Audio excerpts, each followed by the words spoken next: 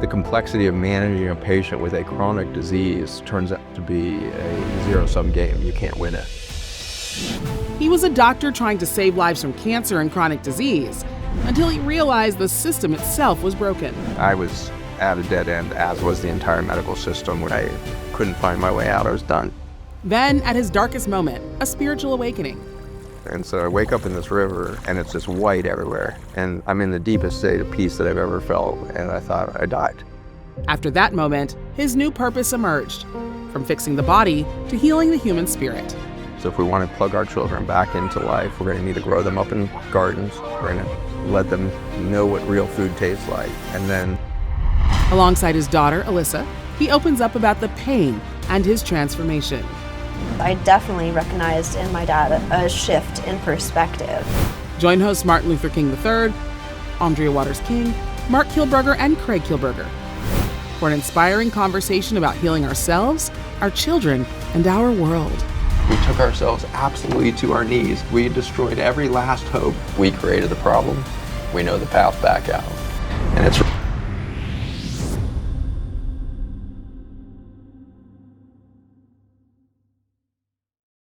Before today's episode begins, please be advised. This conversation includes discussions about suicide and mental health. Some of the content may be distressing. If you or someone you know is struggling, help is available. Call the National Suicide and Crisis Lifeline at 988 or text HOME to 741-741 to reach the crisis text line. These services are free and available 24/7. Welcome to My Legacy. Today we're joined by a man whose work asks the big questions about life, death, and what it means to truly connect. Zach, we're really excited. We're honored to have you here. And as you heard, it's a very unique show because we want to always hear from a voice of someone who knows you so well, so closely. And so would you please introduce your guest, your plus one, who's joining you here today? I'm a little concerned I may have misunderstood. I thought I was supposed to bring somebody that had seen my breakdowns, not my breakthroughs, so maybe we brought the wrong person, but this is my lovely daughter, Alissa Bush, and it's just a thrill to be with her. Thank you for having me. Well, Zach, we're so excited. And I mean this with sincerity because we followed your work so deeply because you explore something that is so rare, so underappreciated, given it's a cornerstone of everyone's life. You have been with people at the departure moment, at the moment of death. And so what has being with those individuals taught you how to live life? A lot of what I was learning as a doctor very quickly is the complexity of cancer as a disease or diabetes or whatnot. We would memorize, cellular pathways and then drug pathways, then drug side effects, and then antidotes to the drug side effects. And the complexity of managing a patient with a chronic disease turns out to be a zero-sum game. You can't win it. You cannot manage chronic disease. And so my first 17 years of academic experience basically proved that. Is like I was at a dead end, as was the entire medical system, which is now a $5 trillion industry just in the United States alone, globally $9 trillion. $9 trillion industry is at a dead end and realizes now it cannot treat chronic disease. And so that I was at a personal dead end designing chemotherapy for cancer because I couldn't fix a problem that was too complicated to fix. And that's when I began marching upstream of the problem. And for my path, it was nutrition began that journey. My chemotherapy was an abstraction of nutrition. It was a vitamin A compound that I was giving at high doses. And in the end, found out that you have to go to the original wound before somebody can heal a cancer. And the original wound is actually super simple compared to the downstream symptoms. And I feel like this is where we're now at, is we have created such a complicated mess as humans that is now expressing osteosarcomas in 2-year-old children. We didn't used to see that cancer until 80. We've got 2-year-olds with osteosarcoma, which means a 2-year-old is living enough stress in 2 years to express the disease of an 80-year-old. So we have a compounding genetic crisis that we call cancer that is a symptom ultimately of a compounding phenomenon in humans, is that we tend to pass on our trauma better than we do pass on our best traits. I'm going to turn back to your literal work because I know that you have guided many people through the ultimate transition. I was with my mom through her ultimate transition, which in many ways, so many emotions that go with that. In some ways, it was the greatest honor of my life and the greatest gift, I think, to someone who gave so much to me.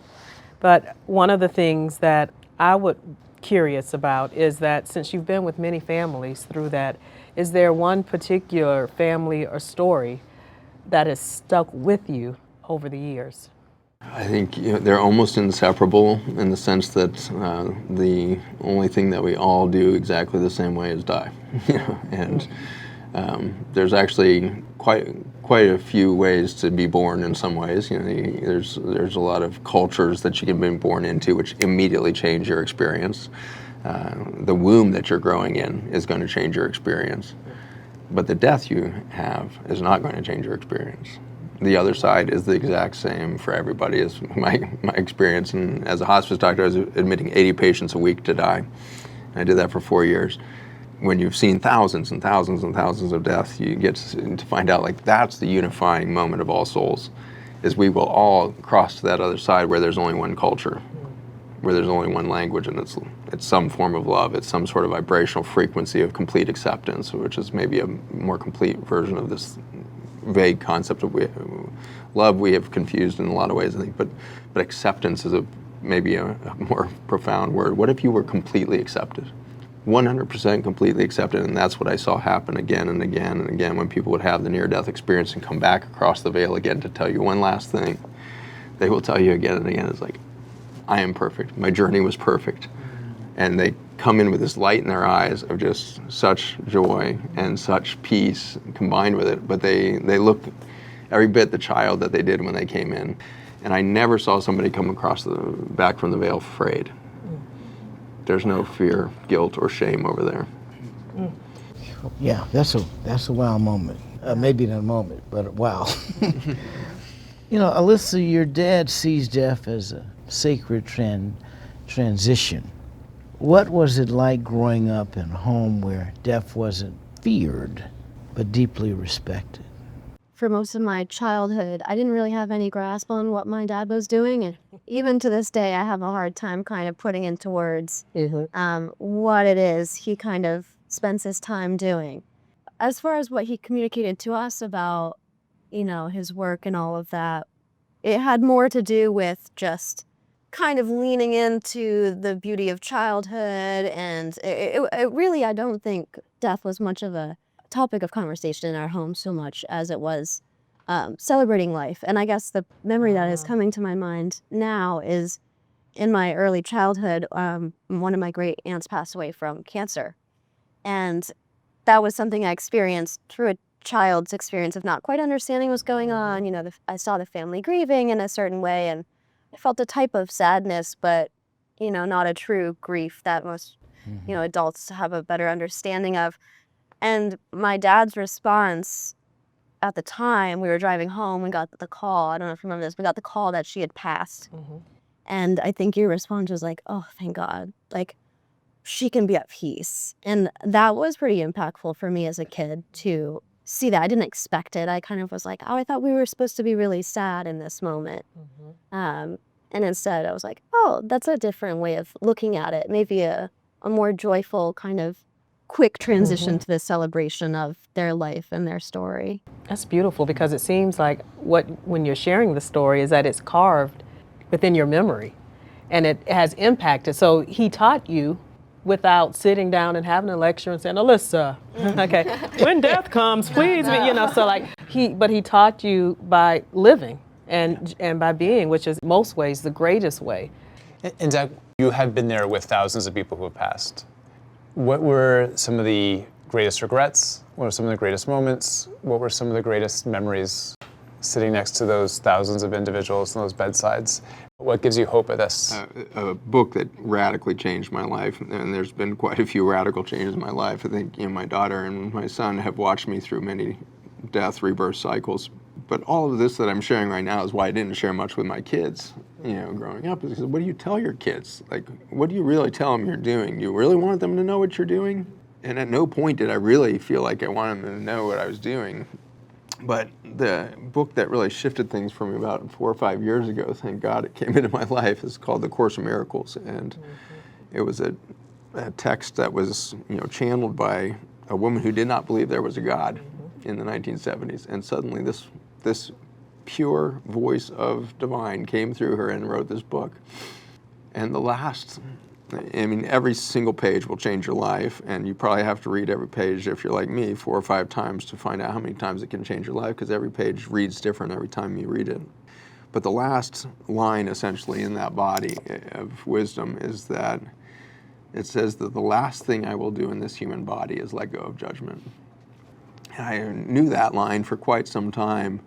And then I was stunned by the first half of the sentence, because I'd been so enamored with letting go of judgment. I was like, that took me quite a while to just wrap my head. What would the world look like without judgment? What would I feel like if I didn't have judgment towards myself?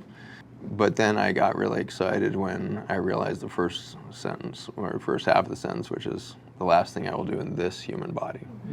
Not the last thing I will do in human body, the last thing I will do in this human body. And so now what I'm dedicated to with my projects and everything is, can we create the container and the environment in which we let go of judgment for a moment? Because if in that moment we do, we will no longer have this human body, we will have a new human body. All of my patients rebirthed at death and became devoid of fear, guilt, and shame.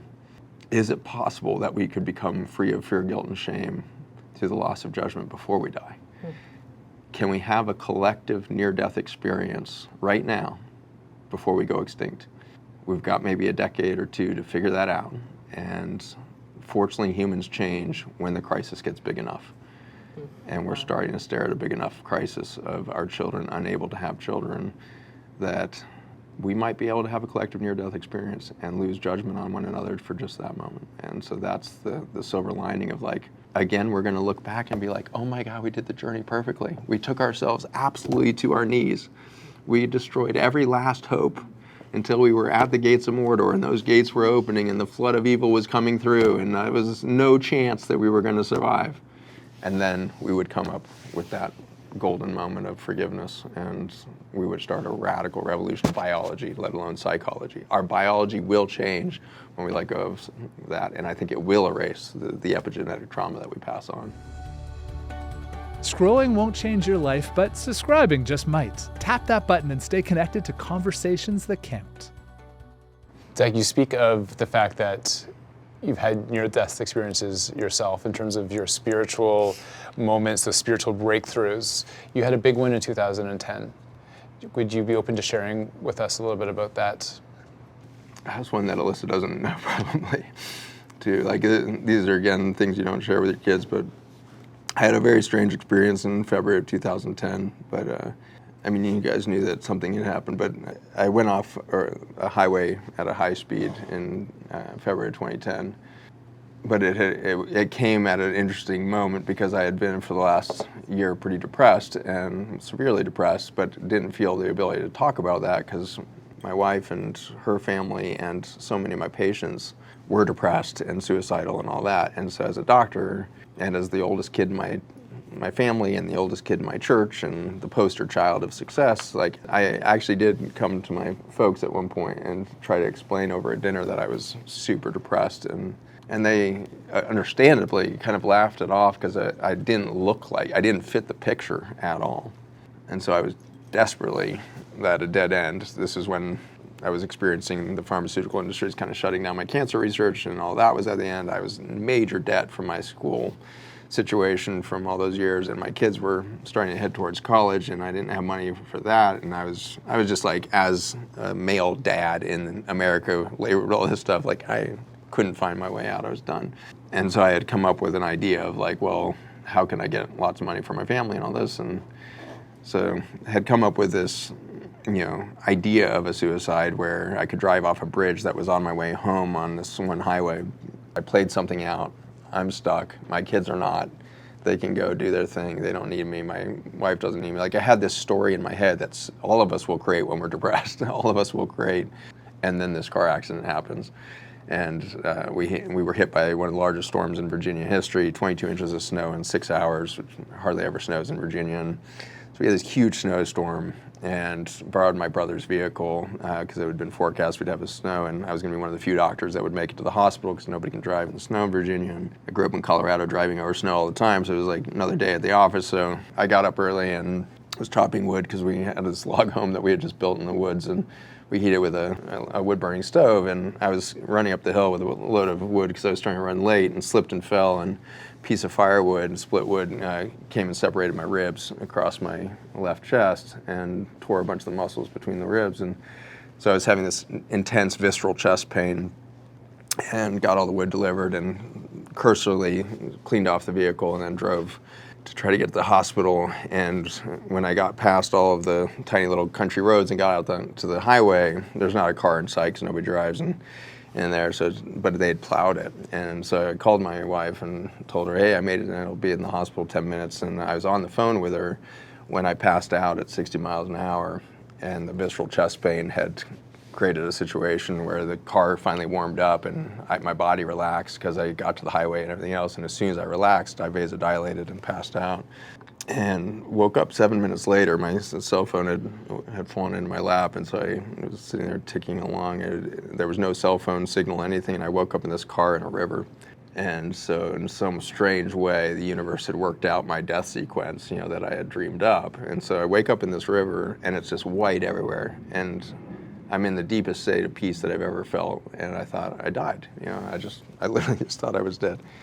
And then after some minutes, realized I was in some sort of physical body, but I was in a river that one moment in my experience I'm on a highway, and then the next minute I'm in a river that's up to the doors in the vehicle, and got out on top of the vehicle through the window, and there was a tree looked like it was made for me. You didn't even have to jump into it. It was climb down the branch and go to the shore of the river. And I thought I was in some other place. I thought, because the highway just had disappeared, there was no evidence of anything. So I go clambering up the side of the snowbank and get to the top of the thing and realize the highway's there. I didn't know there was this little river down below this highway. So I was like, oh, I'm on 29, and I'm trying to piece it together in my head, and then suddenly realized, kind of coming into the present, that there's a man standing in the middle of the highway, 15 feet in front of me, no cars anywhere, and he's a state trooper. And so it's now so surreal because it's snow everywhere, white everywhere, and this state trooper standing there staring at me, not talking for a minute, and then he's watching me with a similar face of confusion. And I get oriented and I stand in front of him, and I realize I must be making this St. Peter because I must be at the gates of heaven. And of course I would make him a state trooper because he probably wouldn't make sense if he was in a robe or something. I feel better with him being a state trooper. And at that moment he holds up his hand and he says, son, how did you get here? So I'm immediately on the soapbox to get into heaven. I'm like, well, I got to give this guy my resume. And so I launch in only as Zach Bush can. I am full on. This is like Craig getting up in front of a group. I'm projecting my voice, and I'm like, I did this, and I did the missions field, and I did this, and I saved children, and I'm a doctor. I got 2 great kids. They're doing this, and this guy looks more confused with everything I put out. So I feel like I'm failing my test into heaven. And so I'm getting more and more persistent. Now I'm down to I was a reading tutor. Clearly I'm running on fumes on my ideas on how to get into heaven at this point. And then he holds up his hand again and he says, son, how did you physically get here? And at that point I lost my patience altogether, and I started screaming at him. I was like, how did you get here physically? I was screaming at the state trooper because I was just out of all. I didn't know where I was. I didn't know if I was dead or alive or what universe I was in.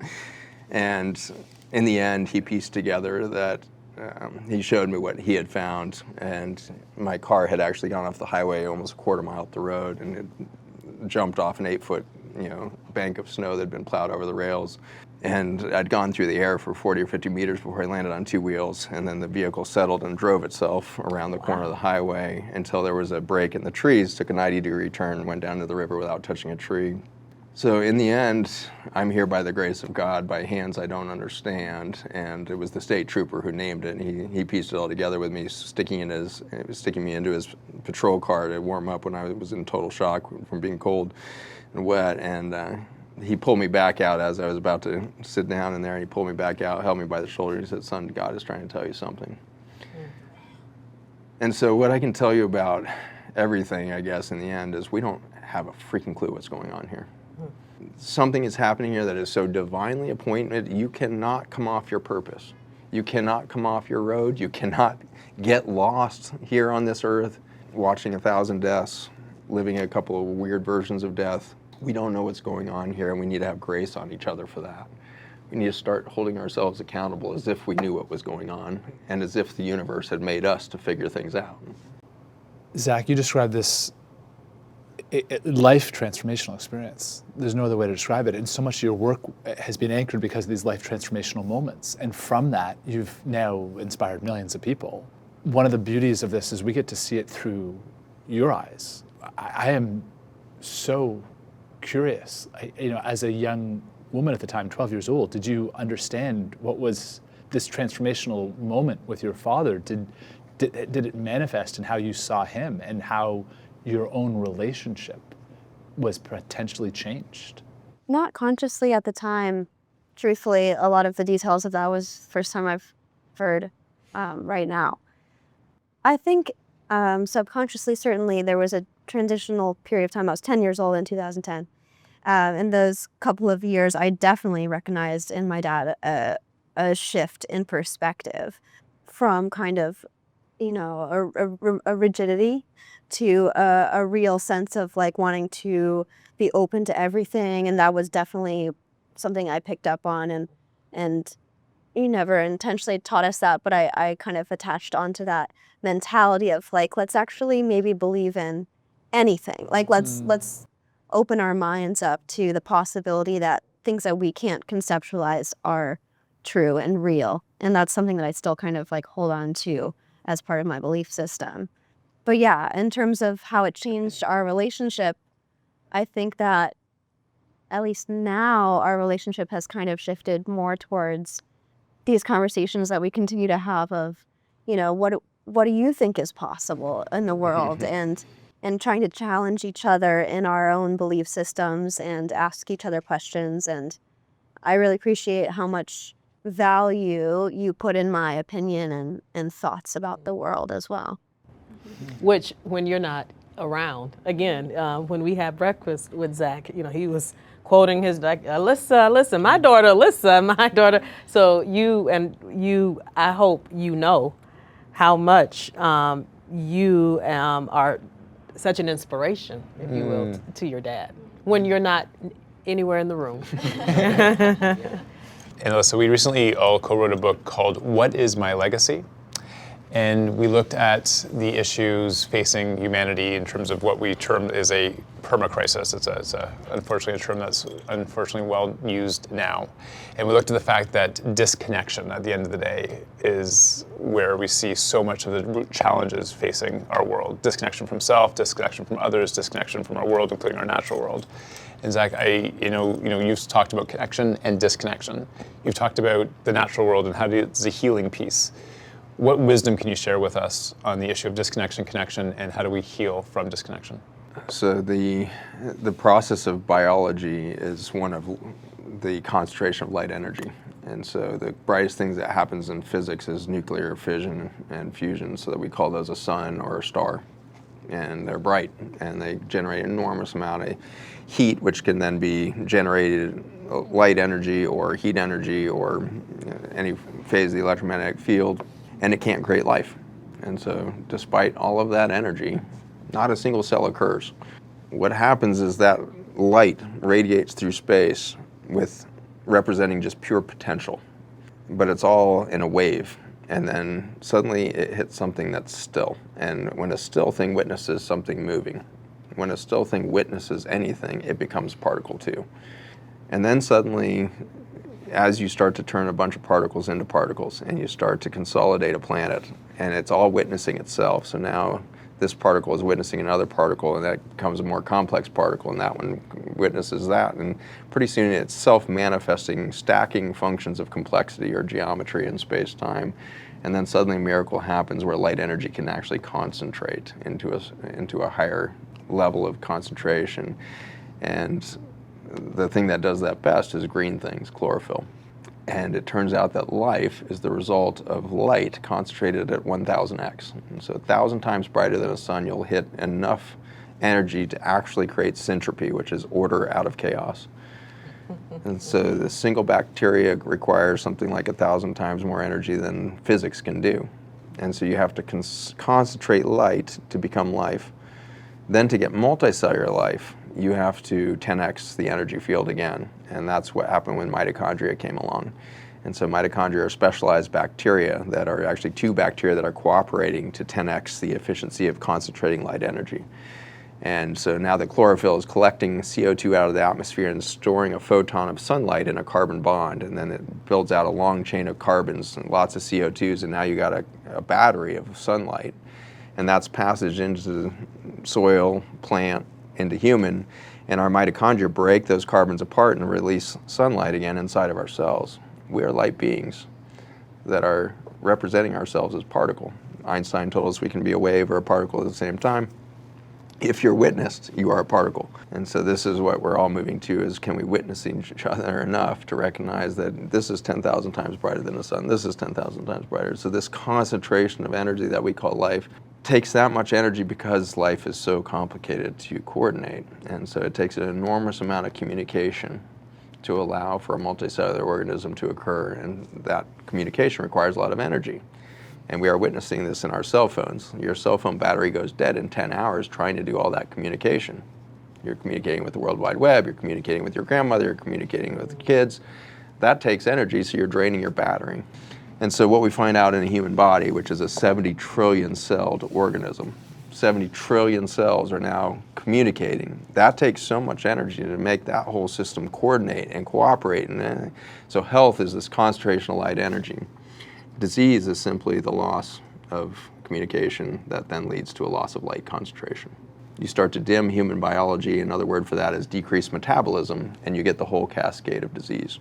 The first thing that tends to happen when you start to decrease the amount of information or connection, as you were asking about, is inflammation. And inflammation is what happens when an immune system starts to dysfunction. The first thing that happens when an immune system starts to lose its energy, and therefore it's the first organ within the human body to dysfunction when energy is decreasing, because it's the most energy demanding. And if you don't believe this, just tell me what's taken more energy in your life than anything else? Where would you put your marriage? Is that taking more energy than anything you've ever done? Probably. If you've had kids, that's probably number 2 behind it. And so relationships are just inherently demanding of energy. It takes an enormous He's tapping amount. my leg underneath the table. I wasn't even conscious. And so in the end, the first symptom of a loss of communication, therefore a loss of energy, is inflammation. And if you look at human behavior, we follow that at the societal level immediately. When everything's thriving in an economy, everybody's pretty happy, everything's doing well. You start to decrease the metabolism or energy available to all the members of the society, you get inflammation. You get inflammation in our political rhetoric, you get inflammation in our relationships within the home, and now today we get to witness the dimming of the lights of a human species because we started raising our children on food that is made with antibiotics that kill those little mitochondria inside of our cells, such that our children are dimmer than we were. And we are much dimmer than our great-grandparents were per cell, period. There's no human has escaped that, no earthworm has escaped this. This earth, per biologic cubic centimeter, is burning dimmer now than it did in the 1960s. And that's course corrected by embracing, allowing the interconnectedness.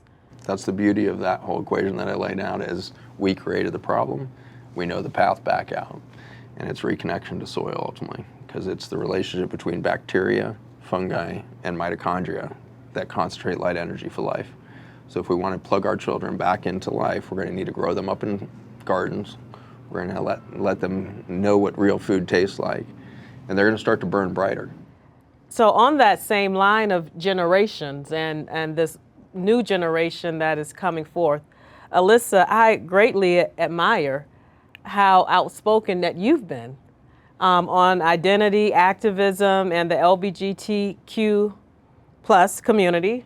I got everything right? I asked my daughter that too. I was like, now make sure I get, and I would love for you to share with us, and I'm very curious, is that what helped you step into your identity with confidence, particularly as having, Zach Bush as a dad, and what role did your father play in that? I think he's chomping at the bit because he was No, I'm saying nervous he to had- hear the answer. That's right. No, I would say that what prompted me to kind of step into that With confidence. with confidence, that certainly does have something to do with you and my mother, who very much treated my brother and I with full respect of who we chose to be very early on, and total freedom to make choices early on. So I feel like pretty quickly I established a sense of confidence in my identity and my choices. I didn't feel a lot of strain on that. And then I moved into, my young adulthood here in New York City. I always wanted to be in New York City, not here in my life in New York City. And that city is such a great place to be exposed to the multitude of options there are to express yourself. The beginning of my story of that was I just fell in love with someone. And I was like, okay, let's figure out what this means. I fell in love with a woman at the time. And I found so much purpose and connection through it, and really started that personal journey of identity exploration and gender exploration and sexuality exploration, which is still continuing to this day. And just knowing my dad, I never anticipated anything other than what exactly happened was, I tell a story all the time with my friends. I told my dad when I was, I guess, 20, I was like, hey, Dad, I'm lesbian. I fell in love with a woman. What about it? And he was like, okay, awesome. Tell me more. So I told him more. And by the end of my long kind of preamble, he was like, got it. He was like so serious. He's like, got it. I think I'm lesbian too. And I was like, Dad, you can't say that. But, the intention was certainly that he was just like so truly absorbing what I was trying to explain to him of like how I love and experience love. And so that's the role he's always played, is total open-mindedness to and excitement to learn about who I am. Yes, great. I know that you've studied so many ancient wisdom and nature. What is the greatest lesson that you have learned in studying those things? I guess it's twofold. Your first acceptance to heal the original wound, which was this universal abandonment from nature. We all walk around with a belief that we got kicked out of nature. Our religious stories tell us so. We have this universal abandonment disorder, and for that we have scarcity. The moment you think you got kicked out of nature, the moment you're afraid you're not going to have enough tomorrow. If you're not kicked out of nature, then you know that nature's been providing for itself for at least 4 billion years on this planet, and so probably a good chance she's going to do it again tomorrow. And so you have a sense of abundance. And the indigenous cultures that I've spent time with that are closest to that history hold on to the abundance much easier than our state do. But I'm also witnessed with fear that it only takes one generation to separate them from that knowledge. And so it's very easy to separate a human from their nature, at which point they get this root wound of the abandonment disorder. When you push past that one, then you get to the final heal, which is, were you really abandoned by God? And so is God and nature different? At this point, I would say they're the same thing. One's a physical expression of the wave, so God's probably the light version that's all in wave form, and when it's witnessed, it becomes a particle. And scriptures tell us humans are here so that God can see itself. And so that's why we're here, is we're given 5 senses to see how freaking beautiful everything is. And so in some ways, that's my definition of love is the frequency that's generated by a human heart once it witnesses beauty. And that is very reassuring, because we all know what beauty looks like. And you've never had to teach a child, never had to teach these guys in our backyard, that's the sunset, that's beautiful. Stare at that when it happens. This is a piece of art. You should go create that. It's beautiful. You never have to teach a child what beauty is nor how to create it. And so that makes me feel like we are very close to enlightenment, is because none of us have lost track of beauty. And it doesn't matter how downtrodden your economy is, how downtrodden your family history is, or you might feel right at the moment, you still can look at a sunset and see it. And so we're that close to generating unconditional love out of our heart. It's just simple as witnessing beauty in the simplest ways. And so if we could generate unconditional love, then we can probably transmute all of our collective trauma into one moment, that frequency transmission of a human species realizing its potential. Wow. What a deeply profound way to close our time together as you talk about beauty as love, as you talk about the mitochondria that we have within us, as you talk about what is on the other side, the great question that you have seen with thousands of people. And so deeply grateful as we talk about how to live, how to stay connected to what matters, the people we love, the earth beneath us, the food, what feeds us. Your words remind us that legacy isn't lived out loud often. It's quiet hands holding someone in the passing moments. It's a father and a daughter, and it's the simple act of love. And so thank you both so much for sharing and living your legacy.